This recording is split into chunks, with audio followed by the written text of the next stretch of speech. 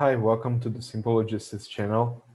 So today I would like to talk with you a little bit about the news of the vaccine rollout for the COVID-19.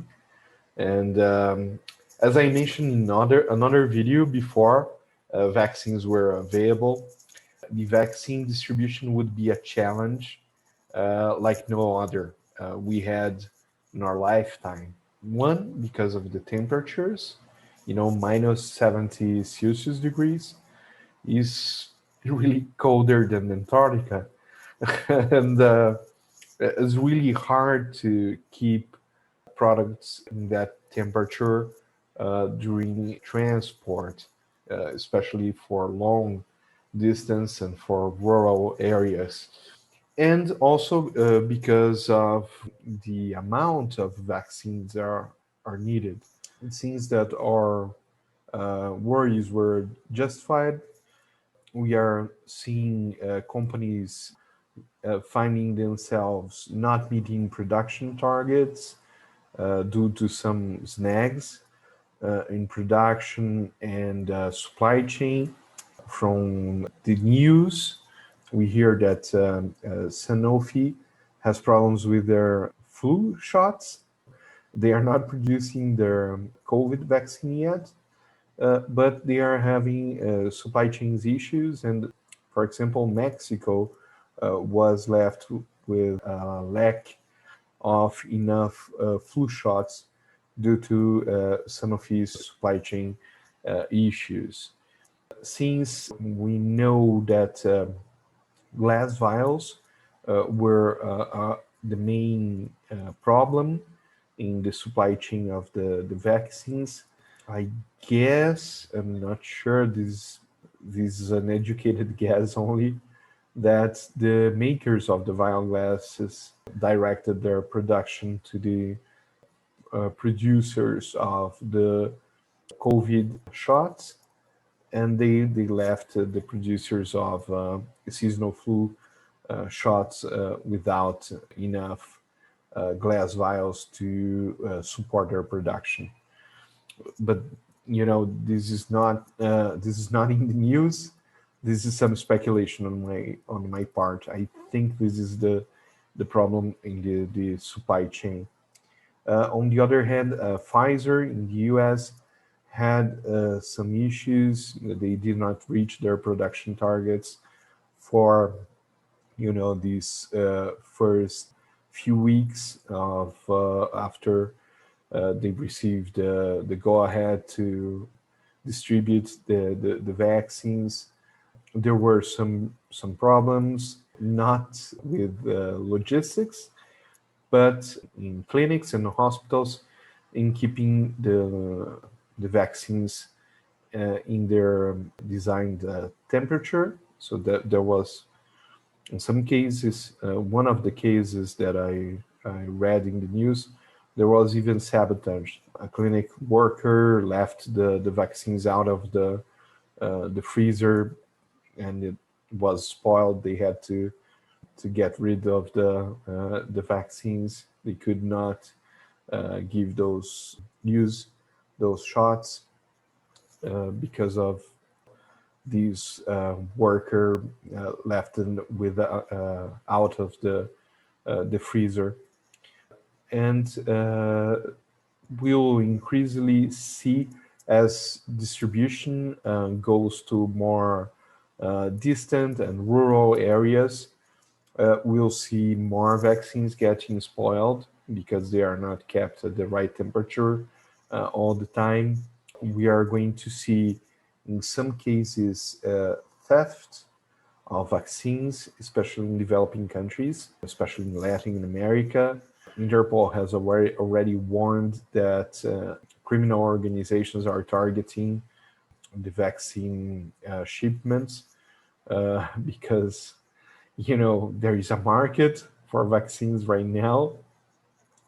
As I mentioned, Mexico is having a problem with the seasonal flu shots, a lack of seasonal flu shots due to Sanofi's production problems.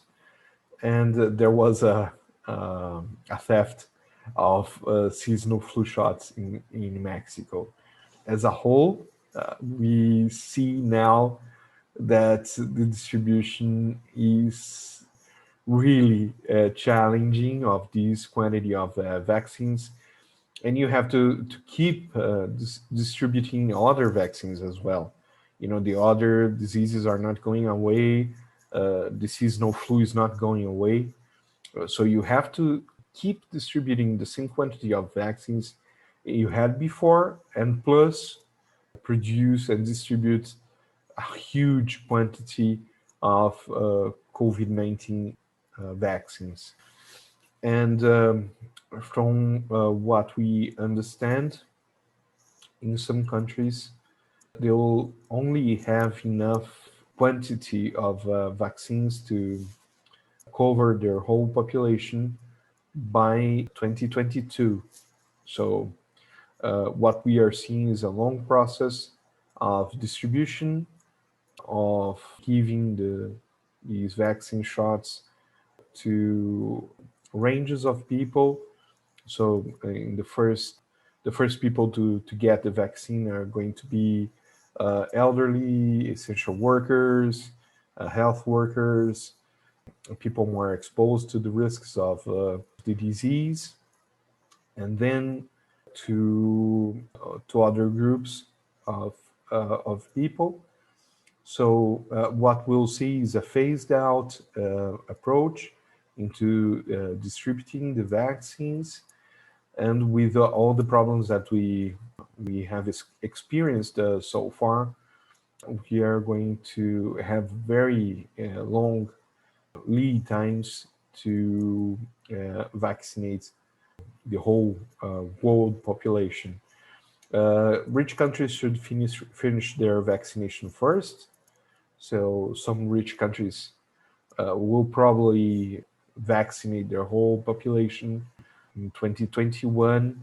Maybe some small countries like Israel, for example, maybe in the first semester of 2021. And so this is very good. These countries should return to almost their normal. Economy should start recovering. But for developing countries, Latin America, for example, African countries, some other countries in Asia, will probably see whole of 2021 and a big portion of 2022 is going to be needed to produce and distribute the vaccines. And even then, we don't know if it will cover, most of their population. The OMS sponsored a deal to get low-priced vaccines to developing countries, which is called the COVAX agreement or the COVAX facility, aims at covering 20% of the population of these low-income countries.